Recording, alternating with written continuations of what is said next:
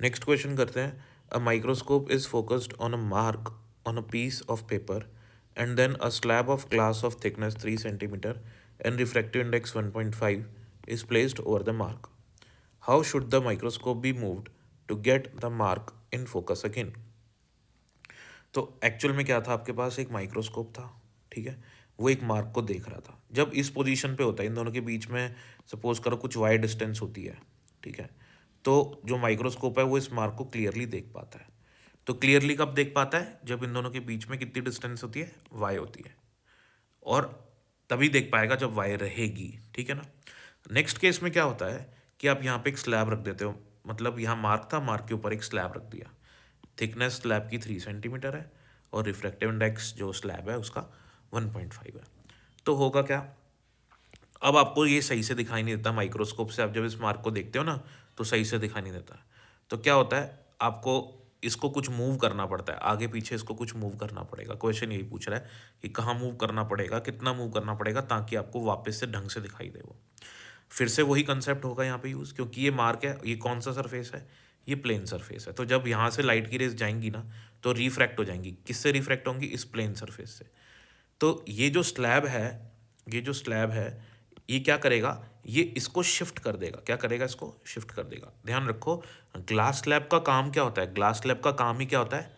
Shifting, ठीक है। Glass slab कितने अमाउंट से शिफ्ट करेगा?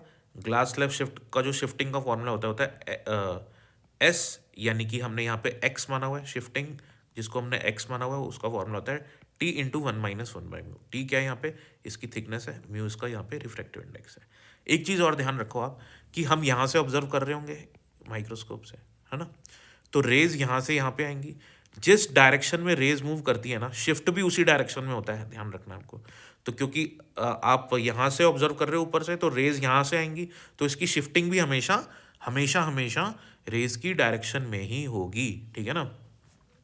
तो इसलिए ये ऊपर की तरफ शिफ्ट हो जाएगा। अभी मैंने आपको बताया था कि इस मार्क और इस माइक्रोस्कोप में, मतलब अगर आपने इस माइक्रोस्कोप से इस मार्क को देखना है तो दोनों के बीच की डिस्टेंस वाई रहनी चाहिए, ठीक है ना। अब अगर ये शिफ्ट हो जाएगा तो हमको इसको भी ऊपर शिफ्ट करना पड़ेगा। तो माइक्रोस्कोप तो हमारा एक्चुअल में यहाँ रखा हुआ था, तो जितना ये शिफ्ट हो जाएगा इतना ही ऊपर अपन को माइक्रोस्कोप को भी करना पड़ेगा, ताकि इन दोनों के बीच में जो पहले डिस्टेंस वाई थी वो भी वाई ही रहे। आई बात समझ में? तो हमको ये पता लगाना है कि कितनी शिफ्टिंग होगी, उतना ही अपन को उसी डायरेक्शन में अपन को भी इसी को माइक्रोस्कोप भी मूव करना पड़ेगा। तो 3 × 1 - 1 / 1.5, 1.5 को 3/2 लिख देते हैं अपन, है ना। तो 1 - 2/3 करेंगे तो 3 - 2/3 यानी कि 1/3 आ जाएगा, इंटू 3 करेंगे तो x = 1 cm। तो अपन को इसको माइक्रोस्कोप को 1 cm ऊपर करना पड़ेगा, ताकि इन दोनों के बीच में फिर से डिस्टेंस कितनी हो जाए? y ही रहे, क्योंकि y डिस्टेंस पे आप इस माइक्रोस्कोप से अच्छे से इस मार्क को देख पाते हैं।